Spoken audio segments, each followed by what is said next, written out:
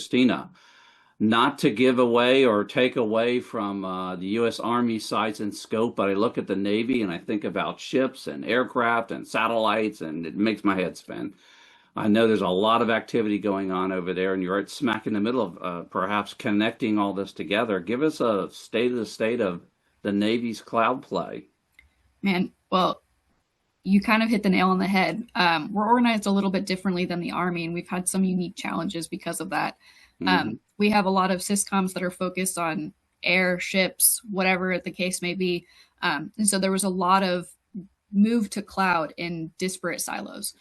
So the last 2 years or so has been really focused on consolidating those environments, ensuring that we have common standards across our environments, and reaching a place where we can scale in a reliable manner.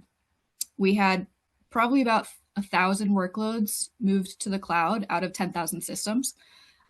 So that is a lot, but percentage wise is pretty low for our actual migration journey. And we found that we got to a point where we couldn't scale further in a reliable way.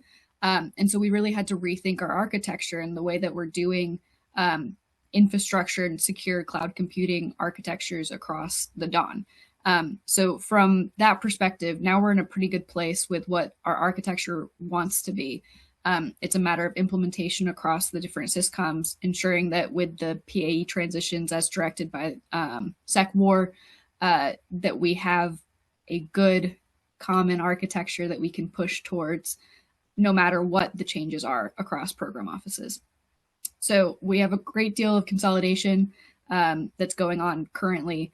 And then we have a lot of focus for the next 12 months on security and ensuring that we have a good multi-cloud framework. Similar to the Army, we are currently bringing up Google and Oracle. We have Amazon and Azure in pretty decent states across the department, but we're building Google and Oracle to leverage the best tools that each service provider have to offer. With Google, we have Google Distributed Cloud, which enables us to take advantage of global transport, which I think we'll cover a little bit more in some of the other questions.